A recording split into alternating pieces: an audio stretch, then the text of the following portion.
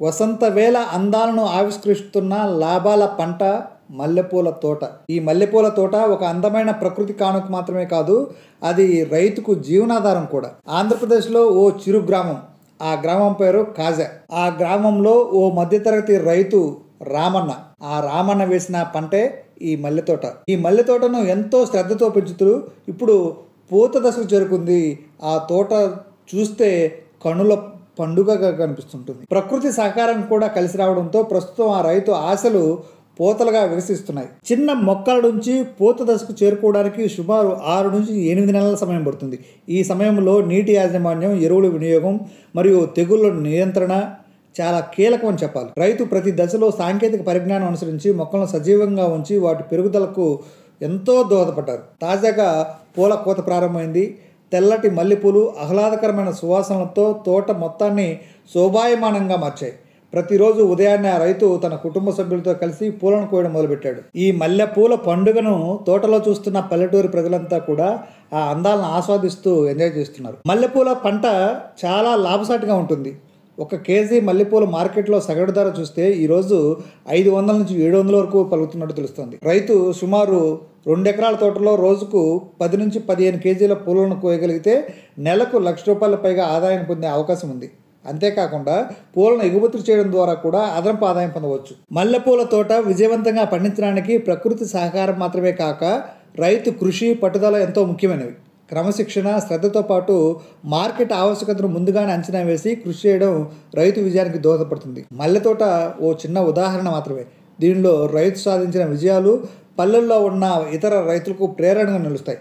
ప్రకృతి సహకారము, కృషి మరియు సాంకేతిక పరిజ్ఞానాన్ని కలిపితే లాభాల పంట పండించవచ్చునని ఈ కథ ఉద్దేశం అన్నమాట.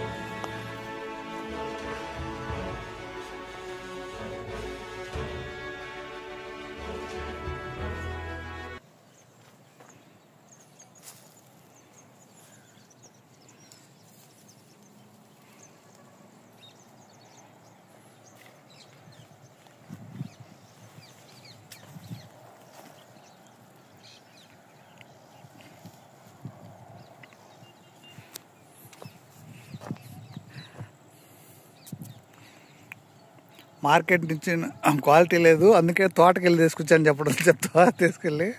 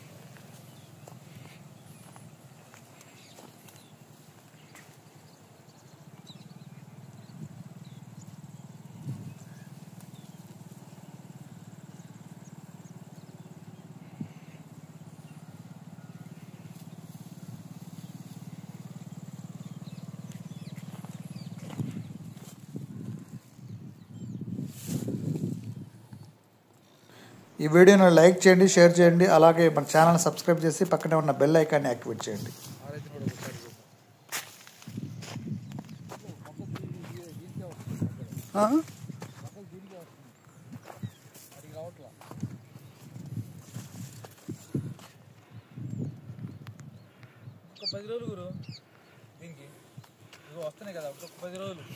ఆల్రెడీ కోసా అంటున్నారు కదా.